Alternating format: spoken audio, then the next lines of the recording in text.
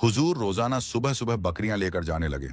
लेकिन फिर एक दिन बीबी हलीमा ने कहा, मेरे प्यारे बेटे, मेरा दिल नहीं मानता कि मैं आपको बकरियां चराने के लिए भेजूं। आज के बाद आप नहीं जाएंगे। और उसी वक्त बीबी हलीमा का एक बेटा भागता हुआ आया और बोला, अम्मा, हमारी एक बकरी को एक बड़ा सा शेर उठा ले गया। बीबी हलीमा की आंखों में आंसू आ गए। जब प्यारे नब्बी ने मां को तकलीफ में देखा तो फरमाया, ए अम्मा, रो नहीं, मैं अभी जाता हूं और बकरी को शेर से लेकर आता हूं। बीबी हलीमा ने कहा, बेटा, वो बहुत खूंखार शेर है, वो अब तक हमारी बकरी को खा गया होगा। प्यारे नब्बी ने फरमाया, जब मैं मोहम्मद शेर से अपनी बकरी मांगूंगा तो मुझे यकीन है शेर वापस करेगा। फिर प्यारे नब्बी अम्मा हलीमा को लेकर जंगल की तरफ रवाना हो गए और जंगल के बीच खड़े होकर पुकारा, ए जंगल के शेर, मेरी मां हलीमा की बकरी वापस कर दो।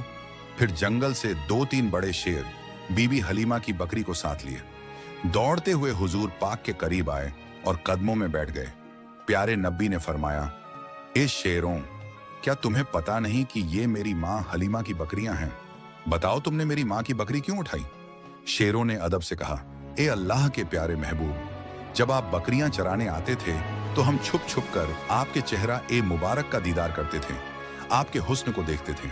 ऐसा हुस्न हमने कभी ना देखा था। लेकिन जब आप 3 दिन तक बकरियों को लेकर नहीं आए तो हम सब बेचैन हो उठे। फिर हमारे बड़े शेर ने हमसे कहा, अगर प्यारे नब्बी का दीदार करना है तो बीबी हलीमा की बकरी उठा लो या मोहम्मद सल्लल्लाहु अलैहि वसल्लम। बहाना तो बकरी का था, पर असल में आपके जलवे को आंखों से देखना था।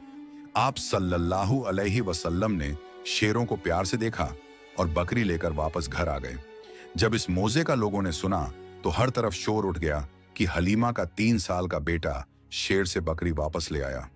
वो सब ताज्जुब में थे कि ये कोई आम इंसान तो कर नहीं सकता। इस तरह बचपन से ही हुजूर पाक की मशहूरियत में इजाफा होता गया। रेगिस्तान की हवा उस दिन कुछ अजीब सी थी। बीबी हलीमा की झोपड़ी के पास बच्चे खेल रहे थे और नन्हे मोहम्मद सल्लल्लाहु अलैहि वसल्लम भी उन बच्चों के साथ कुदरती मासूमियत और सुकून के साथ खेल रहे थे। अचानक खेलते खेलते आपका चेहरा सफेद पड़ गया और आप जमीन पर गिर पड़े। आसमान से 2 फरिश्ते उतरे। उनके हाथों में चांदी का तसला था जो बर्फ और झमझम के पानी से भरा हुआ था। उन्होंने हुजूर को उठाया और नरमी से लिटाया और आपका सीना ए मुबारक चीर दिया।